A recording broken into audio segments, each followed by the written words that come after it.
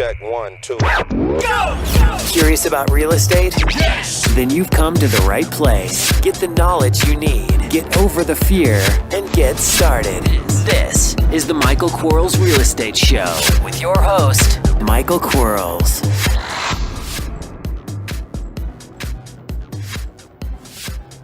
Hello, everybody. Michael Quarles with the Michael Quarles Real Estate Show. Today, I have podcast number 219. It is a scenario question sent in by a real estate investor. And remember, if you have a scenario question or a question in general, send it to support@michaelquarles.com. Here we go. I have a seller who wants to sell me their house for $85,000. The seller has a mortgage of $65,000. The house is worth $140,000 and needs about $5,000 in repairs. I don't have the $85,000 to buy the house outright. How do I negotiate this transaction so I can buy this house and pay him his money after I sell it again? The house could take under 60 days to fix and sell, and the property is in a great neighborhood, and there's very low supply in the market right now. Well, you have a couple options. You absolutely have a couple options. You probably have, let me think here, you have 140 needs, so it's really only worth 130.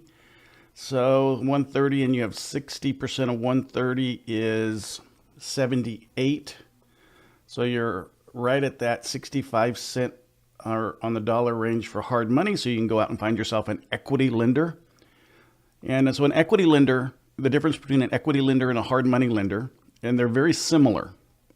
An equity lender is a person or a company who's going to base their loan on the equity that's in the property. So just straight position of equity. Hard money lenders have a tendency of doing the same thing. So they're going to loan based upon an equity spread, but they're also going to qualify you. Either they're going to require some skin in the game, FICO score, social security number, those kinds of things.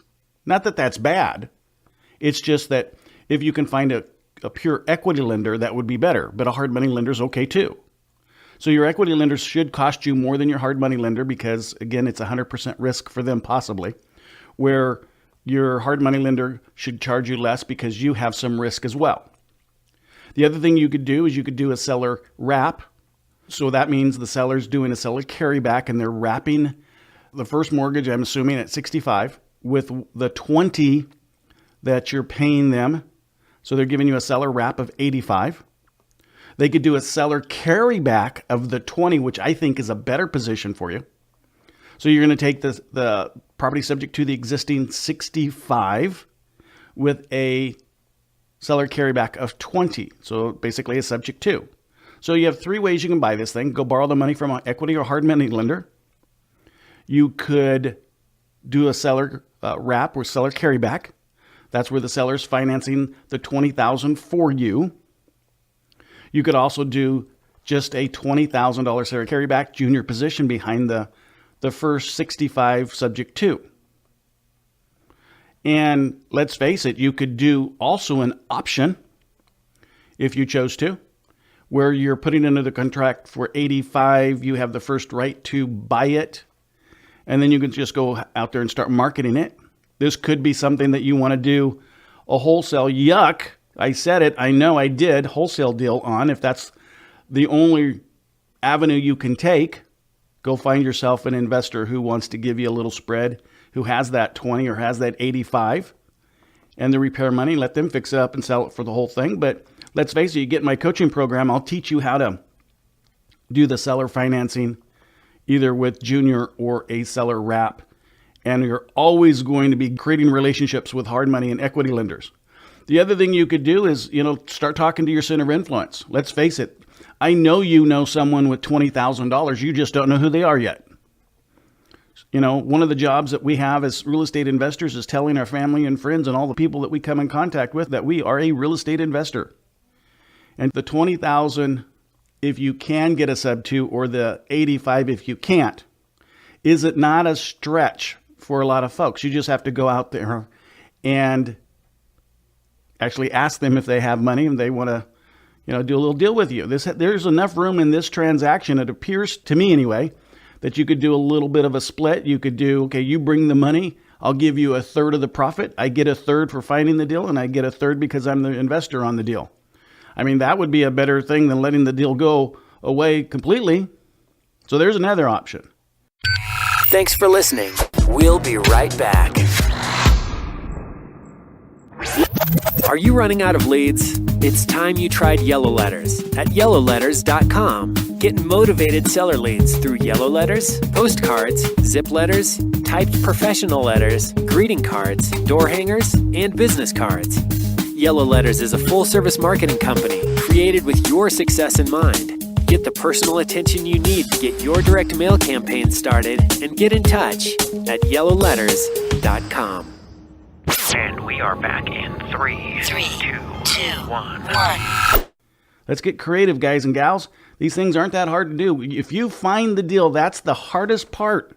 The hardest part is finding it. Don't give it away once you find it. So let's recap. Go find yourself a hard money lender, because 65% of 140 minus the repairs, so you're 65 from 130. Do the math on that. I bet you that's somewhere around 85, so that you'll be able to get an equity lender to loan you that. It's going to be expensive. It's just part of doing business. Find yourself a hard money lender who's going to want skin in the game. Negotiate with the seller. You take that mortgage subject to, with them taking a junior $20,000 lien, or negotiate with the seller to do a seller wrap of 85, which they're wrapping the 65. Find yourself some family or friends that have the money. Find yourself someone that wants to do a little JV with you and do the deal. There's all kinds of ways to skin this thing. And you're only going to be on the market 60 days or less, according to your comment, of the market being that hot. So I'd stick this thing as soon as I had it under contract on the MLS, see if I can find myself a buyer. See if that buyer is a cash buyer. Who knows? You can do a concurrent close on this puppy. Let's face it, there's another option right there. And shoot, if you stick it on the MLS it's only worth 130 at the most right now, if it's worth 140 minus 10 minus the 5 in repairs. So let's assume for a second you stick it on the market at 120, cause it to sell. You're going to have 8.25% of 120, so you're going to have 10 grand expenses, so now you're going to be at 110. Yeah, I know. It's only a $25,000 deal, but if you're going to walk over $25,000, shame on you. So there's an option there. I'm coming up with all kinds of options, guys and gals.